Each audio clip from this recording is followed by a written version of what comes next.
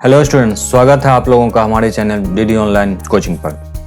तो बिना time waste किए हम लोग चलते हैं 17 जनवरी 2021 को जो क्वेश्चन पूछे गए थे उनके कुछ क्वेश्चंस को आज हम लोग विश्लेषण करेंगे। तो आपके बीच पहला क्वेश्चन है जो कि जैसा कि आपको क्वेश्चन यहाँ दिख रहा होगा उसको आज हम लोग सॉल्व करेंगे। जैसा कि स्टूडेंट्स सबसे पहला क्वेश्चन है आपके सामने। क्वेश्चन कहता है कि एक अष्टभुज का आंतरिक कोण, एक अष्टभुज है जिसका आंतरिक कोण 135 डिग्री है, तो कहता है उसका बाह्य कोण कितना होगा, उसका बाहरी कोण कितना होगा। तो स्टूडेंट्स इसके लिए सबसे पहले आपको समझना होगा कि कोई भी बहुभुज, बहुभुज का मतलब क्या होता है। बहुभुज कई तरीके के हो सकते हैं। सबसे पहले हमें बहुभुज समझना होगा। जैसे अगर मैं कहूं कि अगर मैं एक ट्रायंगल लेता हूं तो यह भी एक बहुभुज हो सकता है। अगर मैं कहूं कि एक वर्ग ले रहा हूं, ठीक है ना, या कोई भी मैं कहूं कि कोई पंचभुज लूं, पांच भुजाओं से बना हुआ, जैसे मैं कहूं कि ऐसे ऐसे मैंने कर दिया आपको, ये कर दिया, ये भी। तो तीन भुजाओं से, दो से ज्यादा भुजाओं से बने कोई भी पॉलीगन्स, इनको पॉलीगन्स कहा जाता है। तो वो जो बहुभुज होते हैं ना, तो उनको हम बहुभुज कहते हैं। दो से ज्यादा भुजाओं से बने जो भी होते हैं, क्योंकि दो भुजाओं से बने तो कोई फिगर बनेगा ही नहीं, तो आपको पता ही है। तो 3, 4, 5, उसी तरीके से 6 भुजाओं से बने षष्ठभुज, 8 भुजाओं से बने अष्टभुज। तो क्वेश्चन में कुछ ऐसा दे रहा था कि एक अष्टभुज है जिसके आंतरिक कोण 135 डिग्री है, तो कहता है उसका बाहरी कोण कितना होगा। तो याद रख लीजिए स्टूडेंट्स, जैसे अगर मैं यहां पर आपको दिखाने की कोशिश करूं कि ये एक वर्ग है, तो मैंने कहा कि अगर मैं इसको बाहर निकाल दूं तो आप क्या कहेंगे। आपको पता है कि किसी भी वर्ग का कि यहां पर जैसे मैं कहूं कि वर्ग के 4 कोण होंगे, 1, 2, 3, 4। अगर मैं कहूं कि ये 90 डिग्री है तो ये यहां से यहां तक कितना होगा, ये भी 90 डिग्री होगा। उसी तरीके से अगर मैं कहूं कि मान लीजिए कि एक समबाहु त्रिभुज है, मैंने कहा कि ये समबाहु त्रिभुज है, ये 60 डिग्री है, ये भी 60 डिग्री है, ये भी 60 डिग्री है। मैंने इसको आगे बढ़ा दिया तो यहां से यहां तक का कोण कितना डिग्री का होगा, 120 डिग्री का होगा। मतलब यह है कहने का कि बहुभुज कैसा भी हो उसके आंतरिक और बाहरी कोणों का योग हमेशा 180 डिग्री होता है। जैसा कि आप यहां पर भी देख रहे हैं कि 180 डिग्री है, यहां पर भी आप देख रहे हैं 180 डिग्री है। तो क्वेश्चन में कुछ वैसा ही देता है। कहता है कि आपको एक फिगर ऐसा दे दिया गया है, जैसा कि एक फिगर मैं यहां पर बना रहा हूं, 8 भुजाओं से बना हुआ है। 8 भुजाओं से मिलकर के ऐसे ऐसे कर करके ये बनता है। ये 1, 2, 3, 4 हो गया, यहां पर ये हो गया 1, 2, 3, 4, 5 हो गया, 6 हो गया, यहां पर 1, 2, 3, 4, 5, 6। आपका कितना हो गया, 1, 2 इधर हो गया, 2, 3, 4, 5, 6, 7, 8। आप समझ रहे हैं, 2, 2, 2, 4, 5, 6, 7, 8, 8 भुजा। आप काउंटिंग भी कर सकते हैं, 1, 2, 3, 4, 5, 6, 7, 8 भुजा। तो अब यही यहां कह रहा है कि 8 भुजाओं से मिलकर के बना हुआ है। तो कहता है कि अगर किसी बहुभुज के, कहता है कि आंतरिक कोण का योग, आंतरिक कोण अगर 135 डिग्री है, मान लीजिए कि ये बहुभुज है, मैंने कहा कि रेगुलर पॉलीगन है, समबाहुभुज है, तो हमने कहा कि 135 डिग्री है, तो कहता है कि यहां तक का मान कितना होगा। तो क्लियर है कि ये दोनों मिला करके 180 डिग्री होने चाहिए। तो सिंपल सी बात है कि आप क्या करेंगे, 180 डिग्री में 135 डिग्री को आप माइनस कर देंगे तो इसका डिफरेंस कितना आएगा, 45 डिग्री। चूंकि 180 में घटाएंगे 5, 5, 10 और 4, 3, 7, आपका 45 डिग्री आंसर आ जाएगा। तो आप क्या देख सकते हैं यहां पर स्टूडेंट्स कि क्वेश्चन जो पूछा गया था, यही पूछा गया था कि एक अष्टभुज है, उसके आंतरिक कोण, उसका आंतरिक कोण 135 डिग्री है, तो कहता है उसका बाहरी कोण, तो बाहरी कोण कौन होगा, ये यहां पर जो बनेगा। ठीक इस तरीके से जैसे यहां बाहरी कोण हो गया, ये बाहरी कोण हो गया, तो यहां पर इसके बाहरी कोण। तो आपने समझा होगा मैंने यहां क्या समझाने की कोशिश की है। कोई भी बहुभुज हो, ये हमेशा याद रखिए, उनके दो आंतरिक और बाहरी कोणों का योग हमेशा 180 होता है। तो जब भी आपको क्वेश्चन में ऐसा दे तो आपको सीधा सीधा आंतरिक कोण को 180 डिग्री में घटा देना है, तो आपका बाहरी कोण निकल जाएगा। या अगर कभी ऐसा पूछ ले कि आपको बाहरी कोण दिया है, पूछा आंतरिक कोण, तो भी आप निकाल सकते हैं 180 में उसको घटा करके। तो इस तरह से ये बड़ा ही इजी क्वेश्चन था जो आपको 17 जनवरी को पूछा गया था। तो मैंने थोड़ा सा इसको डिटेल में समझाने की कोशिश की। मैं चाहता तो आपको यहीं पर खत्म कर सकता था, लेकिन मैंने थोड़ा डिटेल में इसको समझा दिया। नेक्स्ट क्वेश्चन है स्टूडेंट्स आपका है, क्वेश्चन कहता है कि ए कोई काम 60 दिनों में कर सकता है, वो 15 दिन काम कर करके छोड़ देता है, तो बचे हुए काम को बी 30 दिनों में पूरा कर देता है, तो दोनों मिलकर काम कितने दिनों में खत्म कर देंगे। जैसा कि आपको क्वेश्चन यहां दिख रहा होगा। चलिए हम लोग चलते हैं फिर से दोबारा को क्वेश्चन को देखते हैं। ए कोई काम 60 दिनों में कर सकता है, कहता है कि वो 15 दिन काम करके छोड़ देता है, 15 दिन काम करता है और छोड़ देता है, तो कहता है कि बचे हुए काम को बी 30 दिनों में पूरा करता है। तो कहता है कि अगर दोनों मिल करके उस काम को करते तो काम कितने दिनों में समाप्त करता है। तो आप सबसे पहले देखिए क्या कहता है कि एक काम को 60 दिनों में करता है, लेकिन वो करता कितने दिन है, 15 दिन करता है। 15 दिन काम करने के बाद छोड़ देता है, तो ए का काम हुआ कितना, ए का जो काम हुआ वो हुआ ए कितने दिन करता है, क्योंकि 15 दिन काम करता है, तो 15 दिन का उसका कुल काम कितना हो जाएगा, 15 चौके 60, यानी कि 1/4 काम, यानी कि कुल काम का 1/4 काम तो ए कर लेता है। अब शेष कितना बचता है, अब आप देख सकते हैं कि 4 में से 1 को घटाएंगे तो 3, तो 3/4 काम कौन पूरा करता है, 3/4 काम पूरा करता है बी। तो यही तो क्वेश्चन कह रहा है कि बचे हुए काम को बी 30 दिनों में पूरा करता है, यानी बचा हुआ काम कितना है 3, चूंकि 1/4 काम तो एक कर लेता है, तो बचा हुआ काम 3/4 है। अब 3/4 को बी कितने दिनों में पूरा करता है, 30 दिनों में। तो कहता है कि बी अकेले उस काम को कितना करता, तो आप सीधे सीधे कर दीजिए, यहां से इसको काट दीजिए, तो 10 चौके 40, यानी कि 40 दिन में बी उस काम को कर पाता, बी उसी काम को 40 दिन में कर पाता। तो अब कहता है कि अगर ए और बी दोनों मिल करके उस काम को करते, मेरे ख्याल से ये तो आपको समझ में आ ही गया होगा कि चूंकि 1/4 काम ए करता है, तो शेष काम बचा 3/4। अब 3/4 को बी 30 दिनों में करता है, तो 30 दिनों में करता है, तो बी को अकेले कितना दिन लगता है उस काम को करने में, 40 दिन लग सकता था, क्योंकि देखिए आप बी उस काम को 40 दिन में कर सकता है। तो यहां पर आप देख सकते हैं कि 3 से मैंने इसको काट दिया, 10 चौके 40, यानी 3/4 30 के बराबर, आप ऐसे समझ लीजिए। तो पूरा मान कितना हो गया 40। अब कहता है कि ए और बी दोनों मिल करके उस काम को कितने में करते, तो आप यहां पर लिख लीजिए ए प्लस बी आपका कितना होता है, 1/40 दिन में तो ए करता है, ए मतलब ये बी करता है, और ए कितने दिनों में करता है, 60 दिनों में। तो आपको सिंपली दोनों का फॉर्मेट निकाल लेना है, 60 और 40 का एलसीएम कितना होगा, 60 दूना 120, 120 हो जाएगा, तो 40 दिया 120 और 60 दूना 120, यानी 5/120। तो आप इसको पलट दीजिए, यहां पर लिख दीजिए 100, इसको उल्टा कर दीजिए, 3 दू 5, 5 से काट दीजिए, 5 दूना 10, 5 चौके 20, यानी कि ए और बी 24 दिनों में 24 डेज में काम को फिनिश कर देते हैं, यानी कि 24 दिन लगता है ए और बी को पूरा काम फिनिश करने के, जो कि आपका राइट आंसर है। तो मेरे ख्याल से आपको ये चीज समझ में आई होगी। नेक्स्ट क्वेश्चन स्टूडेंट्स जो आपको कॉर्नर पर यहां दिख रहा होगा, क्वेश्चन कहता है कि एक त्रिभुज है पी क्यू आर, कहता है पी क्यू आर में भुजा क्यू आर को एस तक इस तरीके से बढ़ाया जाता है कि आर एस और पी आर दोनों बराबर हो जाते हैं। तो कहता है कि अगर कोण क्यू पी एस बराबर 110 डिग्री है, तो कोण पी आर और कोण पी आर क्यू बराबर 70 डिग्री है, तो कहता है पी क्यू आर की वैल्यू निकालिए। मतलब ये है क्वेश्चन में आप यहां पर देख सकते हैं। तो सबसे पहले स्टूडेंट्स हम लोग यहां पर समझने की कोशिश करेंगे क्वेश्चंस को, कि आपको यहां पर देता है कि एक इस तरीके से एक त्रिभुज दी गई है, त्रिभुज क्या दी गई है, पी क्यू आर, यहां पर ये त्रिभुज दी गई है। अब कहता है कि इस पी क्यू आर में भुजा क्यू आर को, ये जो क्यू आर है ना, इसको बढ़ाया गया है, यहां तक, इसको बढ़ाया गया है यहां तक, यानी एस तक बढ़ाया गया। सपोज कर लीजिए ये एस है, एस तक इस प्रकार बढ़ाया गया है कि आर एस, यानी यहां से यहां तक की दूरी, इसको आप थोड़ा सा और आगे बढ़ा लीजिए तो ज्यादा अच्छे से समझ पाएंगे। यानी कि कहता है कि भुजा एस तक बढ़ाया गया है, अब इसको आप यहां से मिला दीजिए, यहां से यहां तक मिला दीजिए, तो इसको थोड़ा सा और अच्छे से बना लीजिए तो ज्यादा अच्छा रहेगा, यहां तक।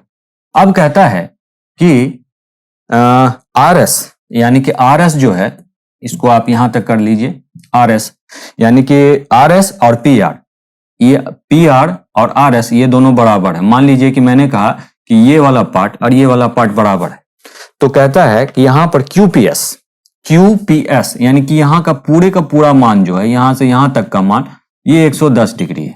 ये यहां से यहां तक का पूरा 110 डिग्री है जो कि क्वेश्चन में आपको दिया गया है। और कोण पी आर क्यू यहां तक का जो मान दिया गया है वो आपका 70 डिग्री दिया गया है, 70 डिग्री। तो आपसे पूछा जा रहा है कि कोण पी क्यू आर की वैल्यू क्या होगी, यहां पर बनने वाला कोण कितना डिग्री होगा, वही आपसे पूछा गया है। कोण पी क्यू आर की वैल्यू यहां पर पूछी गई है। तो आपको करना क्या है, ये वाली एंगल निकालनी है, ये वाली एंगल निकालनी है। तो चलिए हम लोग सॉल्व करते हैं क्वेश्चन को। देखिए स्टूडेंट, सबसे पहली बात कि आप क्वेश्चन पर गौर करिए। क्वेश्चन में क्या कहता है कि इसको बढ़ाया गया। अब यहां देखिए, ये वाला साइड यहां से यहां तक और यहां से यहां तक दोनों बराबर। आपको पता है कि किसी भी त्रिभुज के अंदर में अगर दो भुजा बराबर होती है तो वो समद्विबाहु त्रिभुज होता है। तो हम कुछ कहेंगे ना कि यहां पर बनने वाला एंगल और यहां पर बनने वाला, सिर्फ यहां तक की बात कर रहा हूं मैं, यहां तक की, मैं यहां अंदर तक की बात कर रहा हूं, ये और ये एंगल दोनों बराबर होगा। तो अब एक बात बताइए, ये यहां पर 70 डिग्री है, तो क्लियर है कि यहां से यहां तक की जो मान होगी वो कितनी होगी, 110 डिग्री होगी, 110 डिग्री होगी। अब ये जो 110 डिग्री है, ये 110 डिग्री यहां पर जो है, यहां से यहां तक का मान, चूंकि ये दोनों एंगल मिला के 180 होगा, और आपको पता है कि कोई भी लीनियर पेयर होता है ना, यानी कि सरल रेखीय कोण होता है, तो उसका मान, अगर मैंने कहा है कि ये 110 है तो क्लियर है कि ये यहां तक 70 डिग्री होगा, तभी तो इन दोनों को मिलाने के बाद 180 डिग्री पूरा होगा ना। तो यहां पर हम देखेंगे कि अगर ये 110 है तो ये वाला कोण और ये वाला कोण बराबर हो जाएगा। अब किसी भी त्रिभुज के तीन कोणों का मान कितना होता है, 180। तो हम कहेंगे कि ये यहां से यहां, ये कोण और ये कोण, यहां तक का कोण का योग 180 होगा। तो 180, अगर आप 180 में 110 को आप घटाते हैं तो बचेगा 70। तो कहने का मतलब ये 70, ये दोनों मिला करके 70 है। तो हम कहेंगे कि ये 35 होगा, ये 35 होगा, यहां से ये भी 35 होगा। अब एक बात बताइए, ये पूरा का पूरा यहां से यहां तक आपका पूरा कितना है, 110 डिग्री है। तो क्लियर है कि अगर सिर्फ हम इस त्रिभुज की बात करें, पी क्यू आर की बात करें, तो ये हमारा 70 दिया गया और पूछा गया है ये तो 35 है, तो ये पूरा का मान 110 है। तो हम पता कर लेंगे सिर्फ यहां से यहां तक की वैल्यू क्या होगी।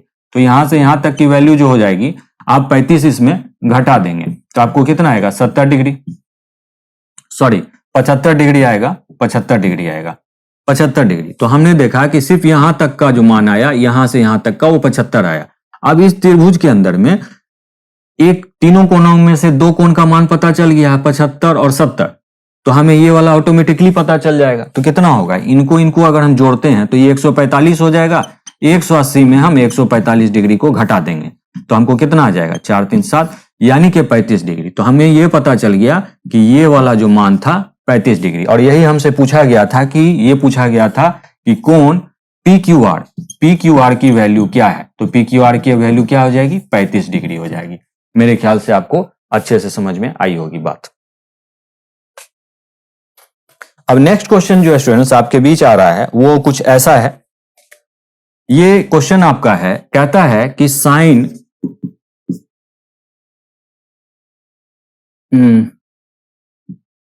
साइन 3a माइनस 20 बराबर है कॉस 20 माइनस 3b की। तो पूछा गया है कि अगर ये इतना के बराबर है तो कहता है कि a माइनस बी का मान कितना होगा। आपसे ये क्वेश्चन पूछा गया है, ये जो 17 जनवरी को क्वेश्चन आया उसमें। तो दी स्टूडेंट्स एक बात समझिए कि इस क्वेश्चन को सॉल्व करने के लिए आपको दो चीजें क्लियर होनी चाहिए। ये कब हो सकता है कि साइन, अगर हम कहें कि ये पूरा का पूरा एक थीटा है और इसको भी हम मान लें कि एक पूरा का पूरा थीटा है, तो मतलब ये हो गया कि हम यूं कुछ ऐसा कह सकते हैं कि साइन थीटा बराबर कॉस थीटा हो जाएगा, कॉस थीटा। अब आप बताइए कि साइन थीटा कॉस थीटा कितनी स्थिति में बराबर हो सकता है। हम कई वैल्यूज रख करके सॉल्व कर सकते हैं।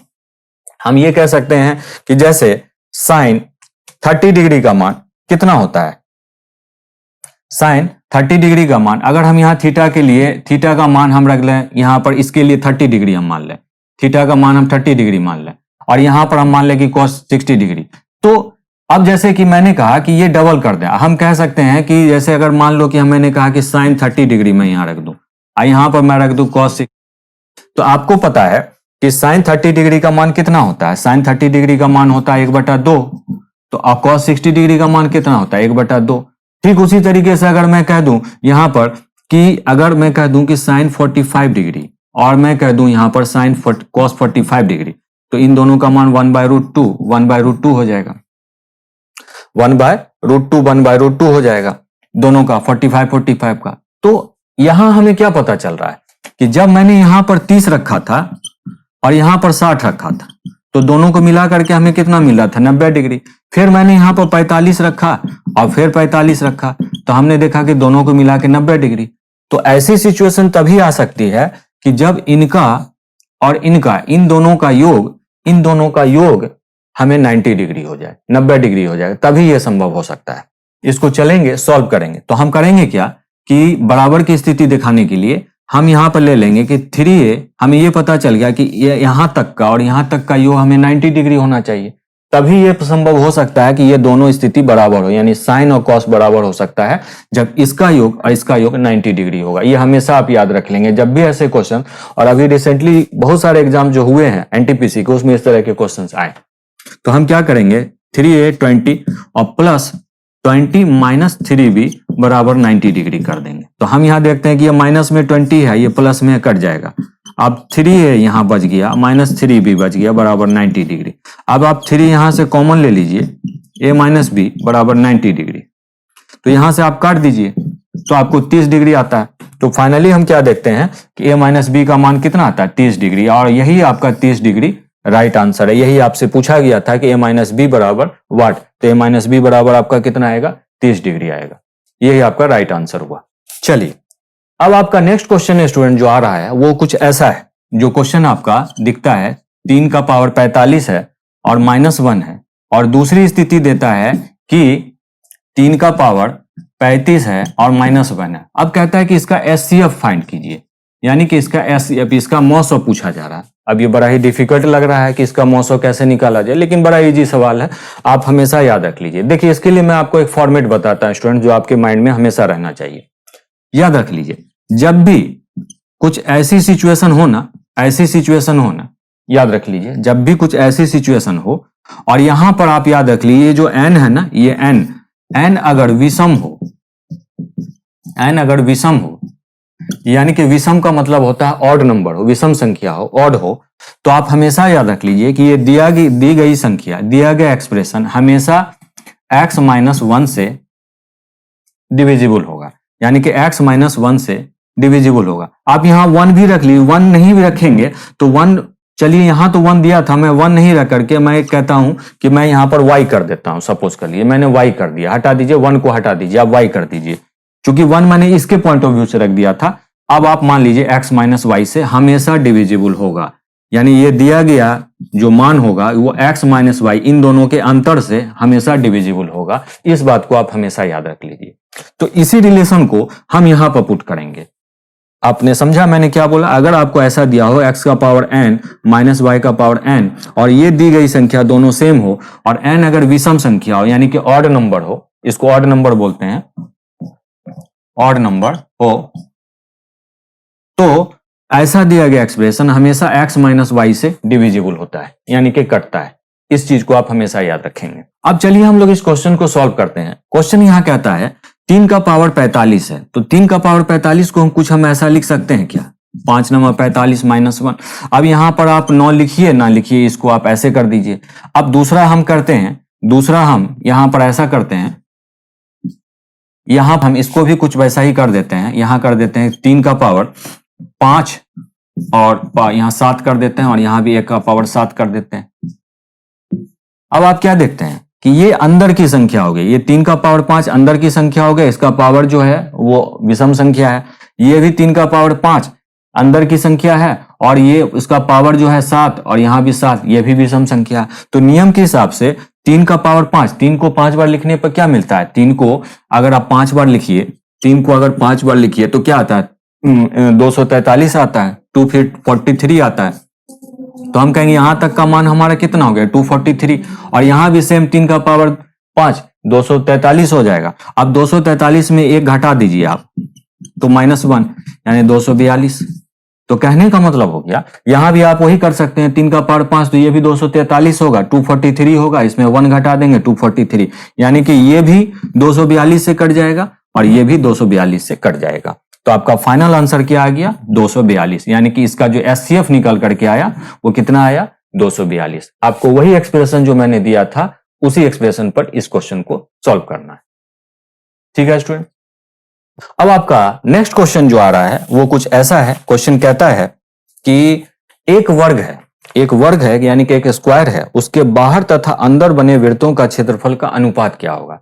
यानी कहता है कि एक वर्ग के बाहर और एक उसी वर्ग के अंदर बने दो सर्कल का एरिया का रेशियो क्या होगा। तो आपको इजीली इसको समझना होगा। क्वेश्चन को आप ऐसे समझिए कि एक वर्ग आप पहले बना लीजिए, यहां पर एक वर्ग बना लीजिए ऐसे। अब कहता है कि इसके बाहर मान लीजिए कि एक वृत्त मैंने ऐसे करके ऐसे कर दिया, एक वृत्त बाहर बना। और एक वृत्त कहता है कि इसके अंदर आप बना दीजिए, एक वृत्त आप इसके अंदर बना दीजिए, कुछ ऐसा। कहता है कि ये जो बाहर वृत्त बना है इसका क्षेत्रफल और जो अंदर वृत्त बना है उसका क्षेत्रफल, दोनों का अनुपात क्या होगा। बाहर और अंदर का पूछ रहा है, यही आपको क्वेश्चन में दिया गया है। तो एक बात देखिए स्टूडेंट, पहले तो हमें देखना है कि ये जो बाहर वाला वृत्त है इसका व्यास क्या होगा। इसका व्यास क्या होगा, ये जो वर्ग है ना, ये जो वर्ग है, इस वर्ग का, इसको आप ऐसे कर लीजिए, इस वर्ग का जो विकर्ण होगा यहां से कर लीजिए या इधर से ले लीजिए, बात बराबर ही होगा। तो यहां से आप ऐसे करके मिला दीजिए। तो आपको पता है सबसे पहली बात, और हाँ, इस वर्ग की भुजा क्या है, इस वर्ग की भुजा मान लीजिए कि इस वर्ग की भुजा को मैंने x मान लिया, तो हम कहेंगे कि इसका जो विकर्ण होगा वो क्या हो जाएगा, √2x हो जाएगा। तो याद रख लीजिए, वर्ग का जो विकर्ण होता है ना, वर्ग का जो विकर्ण होता है, वर्ग का विकर्ण जो होता है वो √2 गुने भुजा होता है। तो भुजा को तो मैंने x माना है, यहां भुजा को x माना है, तो इस वर्ग का जो विकर्ण होगा वो √2x हो जाएगा। अब आपका क्वेश्चन बन गया। अब आप क्या देखते हैं कि ये जो इसकी भुजा है, यही इस अंदर वाले, या मैं इसको थोड़ा सा हटा दूं, ये जो अंदर का जो ये है आपका दिया गया है, ये अंदर का जो वृत्त है इसका व्यास हो जाएगा। तो इसका व्यास क्या हो जाएगा, ये जो वर्ग का भुजा है वही इस अंदर वाले वृत्त का क्या हो जाएगा, व्यास हो जाएगा। और बाहर वाले का तो व्यास आपको पता चल ही गया, तो हम कहेंगे ये x हो जाएगा, ये वाला यहां से यहां तक, और ये आपका ये जो यहां से यहां तक है ये √2x हो जाएगा। अब आपका क्वेश्चन बन गया। यहां पर आपको पाई को लेने की जरूरत नहीं है, क्योंकि पाई तो ऑटोमेटिकली कटेगा। आपको पता है कि वर्ग का जो क्षेत्रफल होता है, वृत्त का क्षेत्रफल, वो होता है πr स्क्वायर। तो आपको पाई ऊपर रखिए और नीचे रखिए तो पाई तो कट ही जाएगा, तो उसको तो लेना ही नहीं है, वो तो ऐसे भी वेस्टेज ऑफ टाइम है, टाइम की बर्बादी है। तो पाई को आपको लेना ही नहीं है। आपको करना क्या है, सिंपली जो पहले तो आपको बाहर वाले वृत्त का क्षेत्रफल पूछा है, तो बाहर वाले वृत्त का व्यास है क्या, √2x, तो यानी उसका आधा। चूंकि व्यास की आधा त्रिज्या होती है ना, तो आप क्या करेंगे, √2x और बाय 2 कर देंगे, का स्क्वायर कर देंगे। और यहां पर जो अंदर वाली वृत्त है, जो अंदर वाली वृत्त, ये वाली वृत्त अंदर वाली वृत्त है, इसका व्यास कितना है, x, तो इसका आधा, व्यास का आधा। अब आपको इसको सॉल्व कर लेना है। तो आपको सॉल्व करना है तो यहां पर आप क्या देखते हैं, √2x, तो √2x का स्क्वायर क्या हो जाएगा, 2x स्क्वायर हो जाएगा, क्योंकि √2 कैंसिल हो जाएगा और यहाँ 4 हो जाएगा। और यहां पर इसका भी तो करेंगे आप, इसका भी तो स्क्वायर करेंगे, तो ये आपका क्या हो जाएगा, x²/4। अब चूंकि ये 4 ऊपर चला जाएगा, तो 4 ऊपर चला जाएगा, ये x² यहां आ जाएगा। अब ये x² कट जाएगा, ये 4 कट जाएगा, तो आपका फाइनल आंसर आ जाएगा 2:1। यानी कि इस बाहर वाले वृत्त का क्षेत्रफल और अंदर वाले वृत्त का जो क्षेत्रफल का अनुपात होगा वो 2:1 होगा, 2:1 होगा। तो मेरे ख्याल से आपको अच्छे से समझ में आई होगी बात। नेक्स्ट क्वेश्चन जो स्टूडेंट्स आपका है वो कुछ ऐसा है, जो क्वेश्चन आपको दिख रहा है कॉर्नर पर। क्वेश्चन है, कहता है कि 9 का पावर 2m है और यहां पर आपको दिया गया है 3, और कहता है कि 3 × 243 बराबर है 3 का पावर 9। तो यहां पर आपसे m का मान पूछा गया है, m का मान पूछा गया है। m का मान कितना होगा ये आपसे पूछा गया है। तो चलिए इसको हम लोग सॉल्व करते हैं। अब देखिए यहाँ 3 है, ये 3 है, इसको तो आप ऐसे ही काट दीजिए, इसकी तो जरूरत है ही नहीं, है तो ऑटोमेटिकली कट जाएगा। अब आपको पता है 243 हम कब लिखते हैं, 243 तब लिखते हैं जब 3 का पावर 5 होता है, तो वो 243 होता है। ठीक, तो हम क्या करेंगे कि इसको पहले हम तोड़ देंगे। 9 को हम 3 का पावर 2 लिख सकते हैं, 9 को हम 3 का पावर 2 लिख सकते हैं, तो 2 इससे मल्टीप्लाई हो जाएगा, तो ये कितना हो जाएगा, 2 दूना 4m, 4m हो जाएगा यहाँ पर। अब आप देखिए कि नीचे में आपको क्या आता है, 243 को हम कुछ वैसा लिख सकते हैं, 3 का पावर 5, और यहाँ पर आपको 3 का पावर 9 दिया गया। तो आपको पता है कि घातांक करने के नियम में जब भी आधार सेम हो तो ऊपर वाले घात में नीचे वाला घात माइनस हो जाता है, ये सबको पता है। मतलब कहने का है कि अगर मैंने कहा कि x का पावर m है और x का पावर n है, यहाँ पर दोनों बेस सेम है, तो आप इसको ऐसे लिख सकते हैं ना, ऊपर वाले घात में नीचे वाले घात को माइनस कर सकते हैं। तो वही रूल को आपको यहाँ बैठा देना है। अब करना क्या है कि 3 और 3 तो सेम है, 3 और 3 तो सेम है, तो आपको करना क्या है, 4m माइनस 5 कर देना, चूंकि 5 ऊपर जाके घट जाएगा। अब आपको देखना है कि 3 का पावर 9, 3 का पावर 9। अब इस 3 की जरूरत है नहीं, 3 की तो जरूरत है ही नहीं, 3 को तो लेना ही नहीं है आपको। जब बेस सेम हो तो आपको तो मेन इससे मतलब है, तो आप क्या करेंगे, 4m माइनस 5 बराबर 9 हो जाएगा। तो माइनस 5 जब इधर जाएगा तो क्या, 5 और 9 कितना हो जाएगा, 14। यानी कि 4m आप सीधा सीधा कर लीजिए, m का मान कितना हो जाएगा, -5 और 9 14 हो जाएगा, और ये वाला 4 नीचे चला आएगा। अब इसको आप काट दीजिए, 2 दूना 4, 2 सते 14। यानी कहने का मतलब हो गया कि m का मान आपका कितना निकल के आया, m का मान आपका निकल के आया 7/2।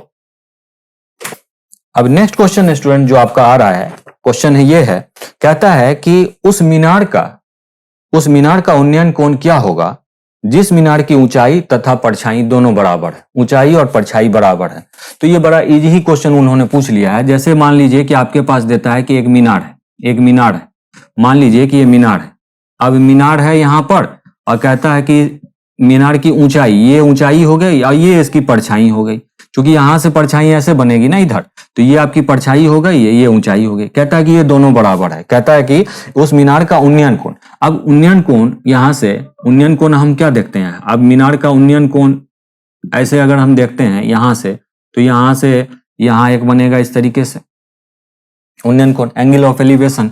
तो हम यहाँ पर, ये तो ऐसे दिखेगा ना, ये नीचे की तरफ। तो अब हम क्या करते हैं, इसके पैरेलल बना लेते हैं। तो यहाँ पर बनने वाला कोण, यहाँ पर बनने वाला कोण और यहां पर बनने वाला कोण दोनों बराबर ही होगा।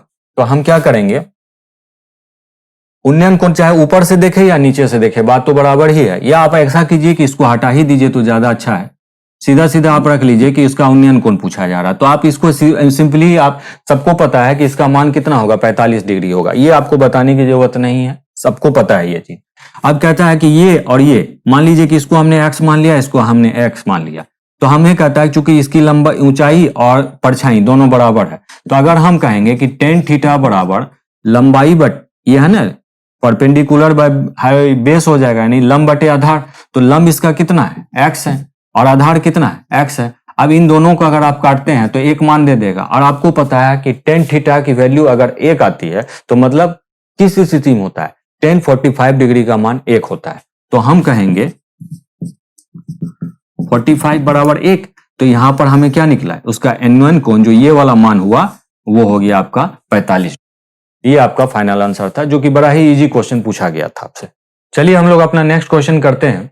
नेक्स्ट क्वेश्चन हमारा स्टूडेंट जो आ रहा है वो कुछ ऐसा है, जैसा कि आपको क्वेश्चन यहां दिख रहा होगा। कहता है कि साइन का पावर 4 थीटा माइनस कॉस का पावर 4 थीटा बराबर है आपका 2/3 के। तो आपसे पूछा गया है कि किसकी वैल्यू पूछी जा रही है, कि क्वेश्चन में आपको दे रहा है कि 1 माइनस 2 साइन स्क्वायर थीटा बराबर वाट। ये आपसे पूछा गया है कि 1 माइनस 2 साइन स्क्वायर थीटा बराबर वाट, और आपको क्वेश्चन में ये दिया गया है। तो स्टूडेंट्स हम लोग इसके ग्राउंड पर इसका मान निकालेंगे। तो इसको हम लोग कुछ कैसा लिख सकते हैं, साइन स्क्वायर थीटा और प्लस में कॉस स्क्वायर थीटा, और यहां पर हम लिख सकते हैं sine square theta minus cos square theta बराबर 2/3। अब स्टूडेंट्स यहां पर देखिए, अगर आप यहां मैंने इसको a plus B into A minus B के होल स्क्वायर पर तोड़ दिया है। A square minus B square बराबर होता है a plus B into A minus B. तो जब आप इसको मल्टीप्लाई करेंगे तो ये इसके बराबर में हो जाएगा। ठीक है स्टूडेंट, तो आपको पता है कि sine square theta plus cos square theta बराबर होता है 1 के, तो यहां तक की वैल्यू तो 1 ही हो जाएगी। तो इसको हम डायरेक्ट ऐसे लिख सकते हैं, sine square theta minus cos square theta बराबर 2/3 के। चूंकि इसका मान तो 1 ही है, तो इसको आप 1 से मल्टीप्लाई करेंगे तो इतना ही रह जाएगा, या आप 1 को उधर ले जाए तो उससे कोई फर्क पड़ने वाला नहीं है। तो आपको सिंपली करना क्या है, अब इसको तोड़ देना है। चूंकि आपका मान पूछा गया है 2 साइन थीटा, तो आप क्या करेंगे, यहां पर साइन स्क्वायर थीटा रख दीजिए, अब इसको आप तोड़ दीजिए, तो ये बराबर हो जाएगा 1 माइनस साइन स्क्वायर थीटा के बराबर 2/3। क्यों हो जाएगा, क्योंकि आपको पता है कि यहां पर होता क्या है कि साइन स्क्वायर थीटा और प्लस कॉस स्क्वायर थीटा बराबर होता है आपके बराबर 1 के।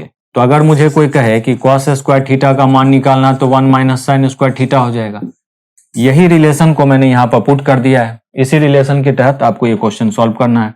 तो अब आपको देखना है यहाँ पर, ये जैसे ही आप खोलेंगे तो ये -1 हो जाएगा, ये माइनस माइनस प्लस हो जाएगा, तो ये 2 साइन थीटा स्क्वायर थीटा और साइन स्क्वायर थीटा बराबर हो जाएगा 2 साइन स्क्वायर थीटा के और बराबर हो जाएगा 2/3 के। अब यहां से आप क्या करेंगे, माइनस कॉमन ले लेंगे, तो माइनस जैसे ही कॉमन लेंगे तो आपको आ जाएगा 2/3 यहां पर। चूंकि यहां से आप माइनस कॉमन लेंगे तो ये प्लस था और ये माइनस माइनस प्लस हो जाएगा, तो 2 साइन स्क्वायर थीटा, यही वैल्यू आपसे पूछी जा रही है। अब ये माइनस को आप यहां से हटा करके आप चाहिए तो यहां लगा सकते हैं, तो आप फाइनली कह देंगे कि आपका आंसर कितना आएगा, -2/3 के आएगा, -2/3। यही आपका फाइनल वैल्यू था जो आपसे पूछा गया था, ये मान आपका निकल करके आया। ठीक है स्टूडेंट्स, नेक्स्ट क्वेश्चन जो आपसे पूछा जा रहा है, क्वेश्चन कहता है, जो लास्ट क्वेश्चन है आज का, क्वेश्चन कहता है स्टूडेंट्स कि कोई धन चक्रवृद्धि ब्याज की दर से 15 साल में खुद का दोगुना हो जाता है, तो कितने साल में खुद का 8 गुना हो जाएगा। तो स्टूडेंट्स इसको देखने के लिए आप समझना होगा, 8 गुना का मतलब 8 को आप क्या लिख सकते हैं, 8 को आप लिख सकते हैं 2 का पावर 3। अब क्वेश्चन में कह रहा था कि खुद का 2 गुना हो जाता है वो 15 साल में, तो कहता है कि खुद का मतलब 8 गुना कब हो जाएगा। तो 8 गुना को आप ऐसे भी लिख सकते हैं 2 का पावर 3, तो 2 गुना हो जाता है ऐसे। आप देखिए कि इसका पावर कितना है 3, तो 2 गुना हो जाता है वो 15 साल में। तो इतना गुना कब हो जाएगा, तो इतना को आप 15 या 45 कर दीजिए, तो 45 वर्ष आपका आंसर हो जाएगा।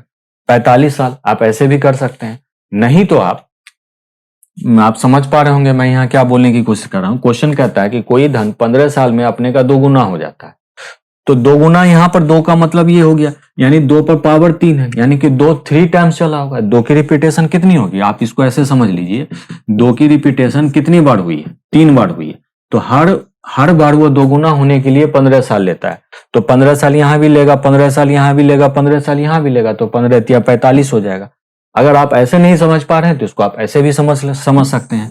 दूसरा तरीका ये है, जैसे मान लीजिए कि कोई धन है, अब मैंने कहा कि वो 2 गुना हो जाता है 15 साल में, तो कहता है कि अगर फिर से वो अपने का 2 गुना यानी 2p फिर से 4p हो जाएगा, यानी 4 गुना हो जाएगा, तो फिर से वो 15, हर बार वो 2 गुना होने के लिए 15 वर्ष ले रहा है, तो 15 साल यहाँ से यहाँ पहुंचने के लिए 15 साल, फिर यहाँ से यहाँ पहुंचने के लिए 15 साल, फिर मान लीजिए कि वो यानी यहां से खुद का 2 गुना यानी 4p से 8p अगर हो जाएगा, तो फिर से वो 15 साल लेगा। तो कहता है कि यहां से यहां पहुंचने के लिए उसको कितना समय लगा, 15 वर्ष 15 वर्ष 15 वर्ष, 15 15 30, अब 15 यानी कि 45 वर्ष आंसर हो गया आपका।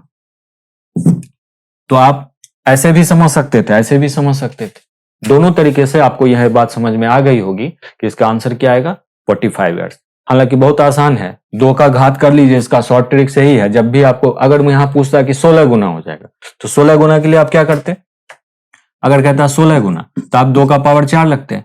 यह कहता है कि कोई धन, ऐसे क्वेश्चन में अगर दे देता है कि कोई धन खुद का 2 गुना हो जाता है 15 वर्ष में, तो कहता है कि अपने का खुद का 16 गुना कब हो जाता है, तो 16 गुना का मतलब होता है कि 2 के ही घात में आएगा वो, तो ये 4, तो आपको सिंपली क्या करना था, 15 चौके 60, तो 60 वर्ष में हो जाता, आप ऐसे दे देते आंसर। तो समझने का फेर होता है स्टूडेंट्स, जैसे भी आप समझ पाए, क्वेश्चन जैसा भी आप कर पाए, जैसा आपको सही लगे उसके अकॉर्डिंगली आप आंसर दे सकते हैं। तो चलिए स्टूडेंट्स, आज के लिए इतना ही। आपका ज़्यादा वक्त न लेते हुए, और जो भी स्टूडेंट्स का आगे एग्ज़ाम होने वाला उनको मेरी तरफ से शुभकामना। मैं उम्मीद करता हूँ कि वो अच्छा से अच्छा स्कोर करके आएँ, और जो वीडियोज़ हम लोग आप लोगों के लिए बनाते हैं उससे आपको काफ़ी लाभ पहुँचे, काफ़ी आपको प्रॉफिट हो उससे। तो मेरा ऐसा मानना है, और इसके लिए हम लोग लगातार प्रयास में रहते हैं कि आपके लिए अच्छे से अच्छे कंटेंट्स, अच्छे से अच्छे क्वेश्चंस को जो अभी एग्ज़ाम में पूछे जा रहे हैं वो क्वेश्चंस आप तक हम लोग पहुंचा पाएँ। तो स्टूडेंट्स, इसके लिए बस मैं इतना ही कहूँगा, अगर आपको ज़रा भी लगता है कि हम लोग आपके लिए थोड़ी मेहनत कर रहे हैं तो आपके प्रोत्साहन से हमें बल मिलेगा, और प्रोत्साहन कैसे मिलेगी ये आपको भी पता है। अगर आप हमारे चैनल को लाइक करें और सब्सक्राइब करें तो इससे हमें काफ़ी हिम्मत मिलती है कि हम काफ़ी अच्छा करने की कोशिश आपके लिए करते हैं। इसके लिए स्टूडेंट्स, मैं आपसे यही कहूँगा कि आप लोग प्लीज़ हमारे चैनल को लाइक और सब्सक्राइब करें, और हमें हिम्मत और ताकत दें कि हम आपके लिए अच्छे से अच्छा वीडियो बना करके लेकर के आ सकें। चलिए, आपका ज़्यादा वक्त न लेते हुए हम लोग मिलते हैं अपने नेक्स्ट वीडियो में। तब तक के लिए थैंक यू वेरी मच।